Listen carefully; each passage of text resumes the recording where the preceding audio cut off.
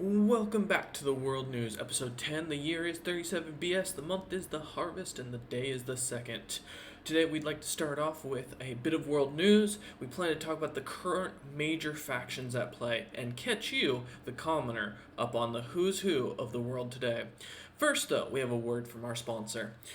Thank you, God King Logothus, Lord of all undead and the dead, and current sponsor of today's World News. We here at World News have been seeking a new home facility to set up shop and give our breaking news from, and the God King Logothus has graciously offered to do so without impacting the news. Rather, he has even stated he celebrates the neutrality of the World News and welcomes it as a new business in the fortress for him and his followers have been working on so hard to build up.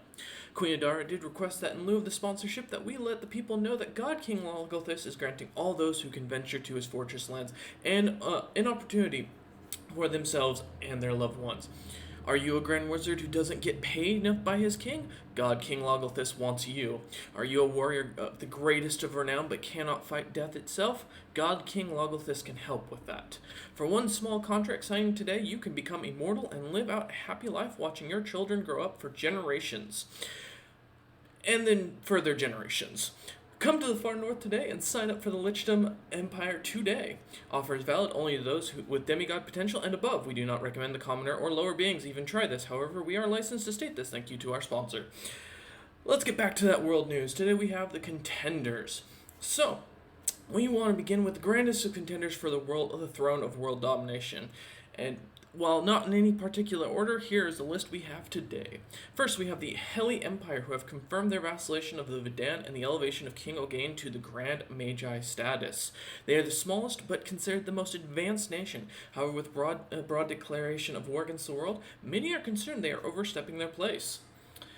Secondly, we have our gracious sponsor today, the Lichdom Empire, also known as the land of God King Logothus himself, which while not as much is known about the troop count or economic status, it should be remembered that no one has ever attempted and succeeded at invading the Lichdom Empire, thus giving them, in our mind, the largest count of troops after the recent slaying of the Empire Zarius' forces. Speaking of which, thirdly, we have the Empire Zarius, led by God King Kurgan, the Iron Dwarf of Clan Zarius.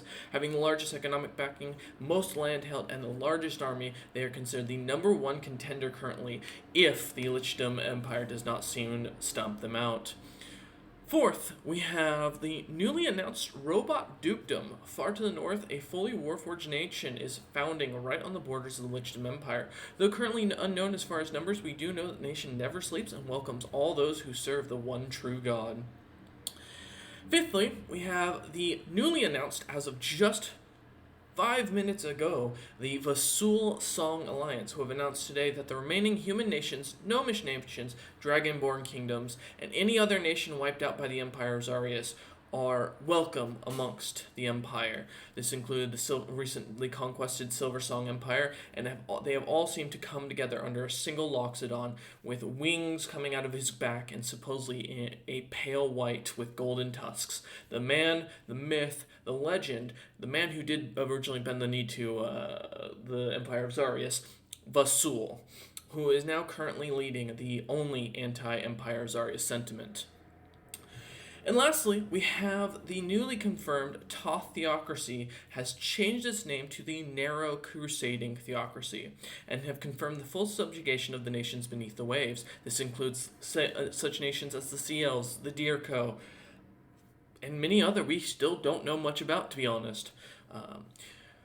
With this, it is now rumored they hold the second largest amount of troops if the original belief of the Lichdom Empire numbering in the millions can be believed, with the Narrow Crusading Theocracy announcing its declaration of the world, or on the world rather, with the use of the captured god Shagnarok.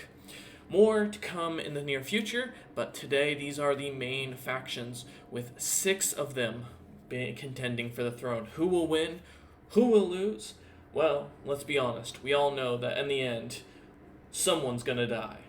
And that's all that matters, as long as it's not us. But this has been the World News. We thank you so much. We will continue sponsoring or going forward with our location here in the Lichdom Empire.